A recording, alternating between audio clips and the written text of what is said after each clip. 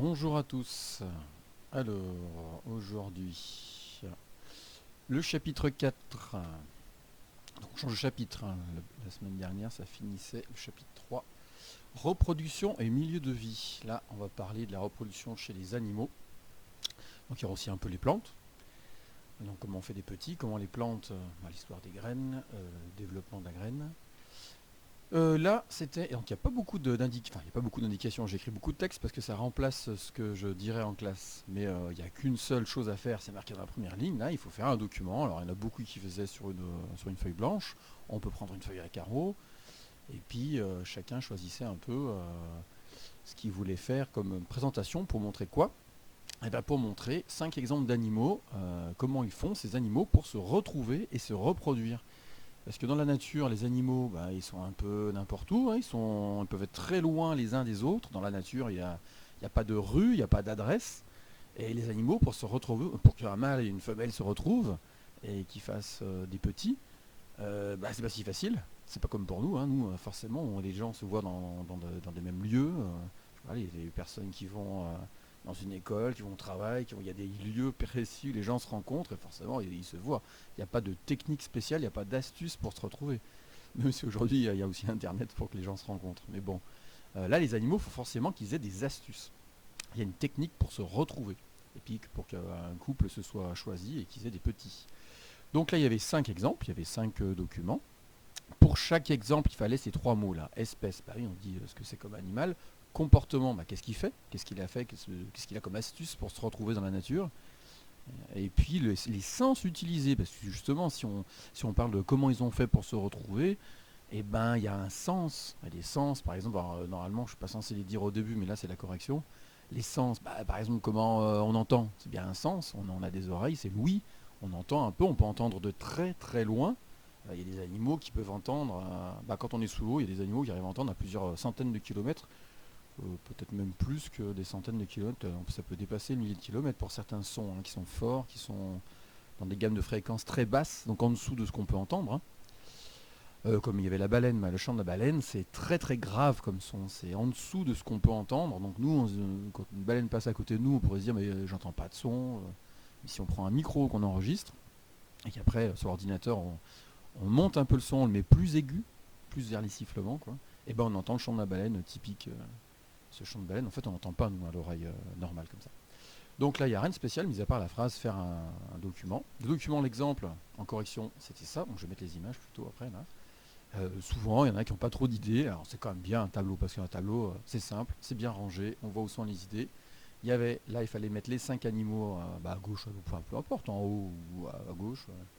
Et puis les 3 mots-clés, espèces, voilà, les espèces. Comportement, c'est forcément des phrases. Et puis le sens utilisé, là, c'est pas des phrases. Enfin, même, on peut remettre un peu si on veut, mais c'est pour dire est-ce qu'ils ont entendu, est-ce qu'ils ont vu, est-ce qu'ils ont senti. Donc les sens, il y en a 5, tout le monde connaît les 5 sens. Euh, le nez, l'odorat, la langue, c'est le goût, les yeux pour la vue, les oreilles, c'est l'ouïe. Et puis quand on touche quelque chose, ça en fait un 5e sens, c'est la peau. Partout sous la peau, il y a des petits capteurs pour sentir le contact, la chaleur. On peut même sentir la douleur, mais ça, c'est pas forcément le toucher. La douleur, c'est partout. Et le sens du toucher, c'est pas dans ce tableau-là. Normalement, il n'y est pas, hein. Je sais plus si je l'ai mis quand même, parce qu'on finit par trouver des façons de le mettre. Mais le toucher, si le but là, c'est de montrer comment ils se sont retrouvés, comment ils s'attirent et donc ils se rapprochent l'un et l'autre, c'est qu'au départ, ils sont séparés, ils sont loin. Donc il n'y a pas de toucher pour se retrouver, hein. Le toucher, c'est au final, quand ils se sont retrouvés. Voilà. Donc là, le but, c'était pas ça. Non, le toucher, on le met pas. Moi, je l'avais pas mis. Voilà. Le toucher, c'est plutôt peut-être pour finaliser, alors, parce qu'il y en a un qui offre une offrande, quand il y en a un qui donne un cadeau, il donne quelque chose à manger à l'autre. Au moment où il y a le toucher, c'était lequel? C'était la mouche, ça. Et puis c'était la deuxième ligne, là. Donc j'ai mis le goût, c'est possible. Ah oui, l'animal, il va toucher la proie, il va la sentir, va la goûter. Donc forcément, il va vérifier que ça se mange, hein, ce que le partenaire lui offre. Alors, les animaux, les exemples qu'on avait. Les animaux, ils sont là. Donc la première chose, des grenouilles. Alors les grenouilles, là il y avait 2 photos, donc ça ne veut pas dire qu'il fallait mettre les 2 ensemble, hein. C'est pas le mâle, la femelle, il faut bien lire ce qui est marqué. Ils disent bien que c'est 2 grenouilles différentes, et même 2 noms, là, les noms latins sont différents. Montezumae, Braunarum, c'est pas les mêmes en fait. Donc pas même couleur, c'est marqué en dessous, hein, elles n'avaient pas le même chant. Donc là, le premier exemple, c'est pour montrer que des grenouilles, si elles ont le même chant, Ben, on le reconnaître. Mais les oiseaux, c'est encore plus compliqué, c'est pareil. Ils ont vraiment une reconnaissance du chant. Le chant, ils chantent pas n'importe quoi, hein. C'est des sons très précis, c'est très complexe. Donc là, s'ils ont le même chant, eh ben, ils vont se rapprocher.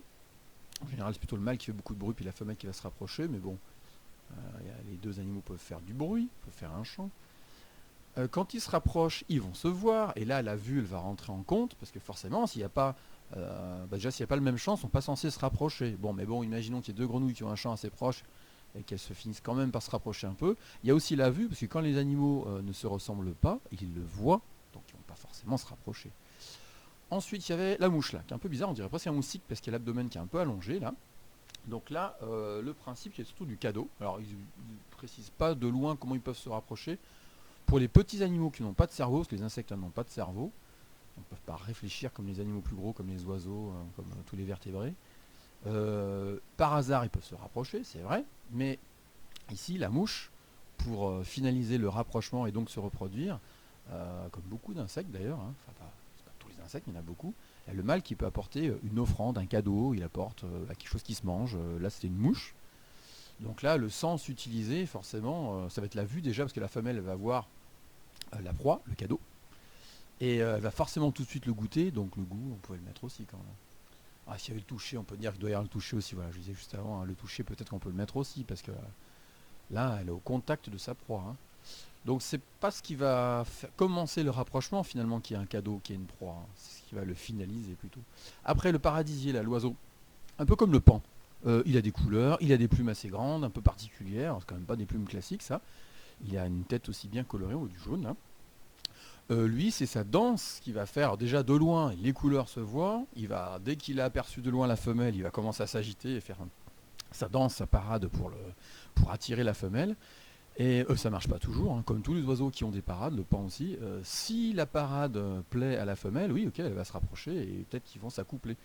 Mais s'il y a plusieurs mâles en même temps qui sont devant la femelle va choisir celui qui va faire la plus belle parade, celui qui sera le plus beau, entre guillemets. Voilà. Donc là, c'est la vue essentiellement. Il n'y a aucun autre, il n'y a pas d'autre sens. L'autre exemple, là, les baleines. Donc là, les baleines, voilà, ils ont mis la femelle est là. Donc nous, on ne peut pas trop reconnaître comme ça. Il faut être vraiment un spécialiste des baleines puis les voir en vrai pour savoir qui est le mâle, qui est la femelle. Donc il y a une femelle, il y a plusieurs mâles, ça c'est classique chez les baleines, et les mâles, ils vont monter, descendre, faire des figures dans tous les sens pour un peu épater la femelle. Alors les baleines par contre, elles ont un cerveau comme nous, très compliqué, un cerveau qui a plein de petits replis qui montrent qu'il y a beaucoup de neurones dans le cerveau, c'est un animal très intelligent. Donc là, le fait que les mâles fassent leur parade, qu'ils fassent des bonds dans tous les sens, là, qu'ils essayent d'épater la femelle, c'est vrai que c'est pour épater la femelle, et elle sera plus ou moins épatée, elle va vraiment voir ce qui se passe. Quoi. En plus, ils ont bien marqué à côté, il y a un champ. Donc, comme je disais tout à l'heure, les baleines, donc les mâles, s'ils font un champ un peu particulier pour attirer la femelle, nous, même si on est dans l'eau à côté, on a un masque, on est en train de filmer avec une caméra à la main, là, on est dans l'eau, on n'entend rien. On n'entendra rien parce que les sons des baleines, vu la taille des baleines, la taille dans la gorge, l'organe qui leur permet de faire du bruit, c'est énorme. Donc le son qui est produit, il est très très grave et est tellement grave que nous, notre oreille ne l'entend pas. Hein. L'oreille de la baleine permet, elle entend ces sons graves qu'elle fait. Nous, on n'entend rien du tout. Donc la première personne d'ailleurs qui a pensé à ça, qui s'est dit mais cet animal, c'est pas possible qu'il soit silencieux à ce point. Donc il a fait des enregistrements dans l'eau et en rentrant chez lui, il s'est dit tiens, je vais accélérer la bande, c'était sur une bande magnétique à l'époque. Et en accélérant la bande, le son est plus aigu. Et là, il a entendu le chant des baleines que tout le monde connaît. Voilà. Voilà, donc là c'était c'est le sens qu'il faut préciser aussi quand même. Donc il y a la vue, forcément la femelle elle les voit, qui essaye de l'épater, et puis elle entend, donc la vue, l'ouïe. Et puis par contre, j'ai déjà vu un reportage où on voit la baleine, si elle a un petit, donc un petit qui fait déjà plusieurs tonnes, hein, le petit il est contre elle, et qu'il y a des mâles qui arrivent et qui essayent d'épater la femelle, si la femelle protège un petit, il peut arriver même très souvent que la femelle elle s'en moque. Quoi. Les mâles ils peuvent faire ce qu'ils veulent, tout ce qu'elle veut, elle a un petit, elle protège son petit, elle n'a rien à faire de savoir ce qui se passe à côté. Alors c'est pas à tous les coups comme ça, mais en général quand même comme c'est un animal très intelligent, la femelle, la priorité pour elle ça va être son petit, hein, ça c'est sûr. Ensuite dernier exemple, le poisson globe. On voit pas bien là le poisson, alors s'il y a une photo pas mieux, s'ils ont choisi cette photo là, c'est qu'ils doivent pas en avoir beaucoup d'autres des photos, ça doit pas être facile de l'avoir en photo cet animal là, hein, ce poisson, il est là. Hein. Là, on voit au fond de la mer. Qu'est-ce qu'il a fait ? Il a fait une forme, on dirait presque une forme artificiel qui a été fait par l'homme, où on a posé un objet au fond de l'eau, mais finalement c'est bien lui qui a fait cette forme. Alors 2 mètres de diamètre, c'est pas petit, le poisson il fait 12 cm. Donc il a dû travailler pendant des heures pour arriver à faire cette forme-là. En plus elle est bien circulaire, elle est bien, c'est quand même bien particulier comme technique là, hein, c'est quand même pas courant. Donc si la forme du nid convient à la femelle va venir, c'est juste la vue, uniquement la vue. Elle va pondre ses œufs, ça veut dire qu'il y a et ça existe chez les poissons comme ça, la femelle peut pondre des œufs alors qu'elle n'a pas touché, elle n'a pas vu le mâle, il n'y a pas eu de contact. C'est-à-dire que la femelle a juste posé ses œufs, elle s'en va. Et donc pour les poissons qui font ça, c'est-à-dire que le mâle après, il a repéré les œufs, donc là il y aura l'odorat, c'est sûr qu'il y a une odeur dans l'eau, il va sentir très vite le mâle, et il va mettre les spermatozoïdes, il va mettre le sperme par-dessus. Je pense que sur la photo, là la petite tache, c'est le mâle qui est caché. Là il attend la femelle il n'y aura pas forcément un contact, hein. La femelle va être attirée, elle va poser ses œufs, elle peut partir, et le mâle lui il met les spermatozoïdes dessus. Alors après, il doit y avoir différentes espèces aussi, donc je ne sais pas si à tous les coups la femelle s'en va. Souvent les animaux, même les poissons, alors c'est vrai qu'ils n'ont pas un cerveau très gros, eux par contre, mais quand même ils arrivent à comprendre qu'il y a des œufs, ils protègent les œufs, ils vont rester autour, donc ça peut être le couple aussi qui reste autour des œufs jusqu'à ce que ça soit vraiment des alevins, des poissons qui après peuvent partir, quoi. Donc ils protègent un peu les œufs. C'est possible. Voilà. C'est quand même un peu particulier ça, comme exemple. Moi je ne le connaissais pas avant de l'avoir vu dans le livre, hein, celui-là par exemple, hein. Donc là c'est la vue essentiellement. Après si c'est une espèce où il y a un contact, alors ce poisson-là en particulier, est-ce qu'il y a vraiment un contact? Je ne sais plus si c'était marqué. Ah non, elle a disparu, c'est bien ça. Donc là la femelle elle s'en va. Mais il peut y avoir des situations où dans certains poissons, le couple, les deux restent pour protéger les œufs. Alors ensuite dans le document du cours, hop, donc je ne vais pas relire le tableau chaque fois, hein, sur la vidéo. Si je commence à lire ce qui est dans le document Word, ça prendrait beaucoup de temps, ça serait pas très utile. Là, il y avait le bilan à trous qui était ici. Alors, hein, ceux qui impriment, vaut mieux imprimer celui-ci et le compléter à la main. Et ben, ceux qui n'ont pas d'imprimante, il faut tout recopier, c'est sûr, hein.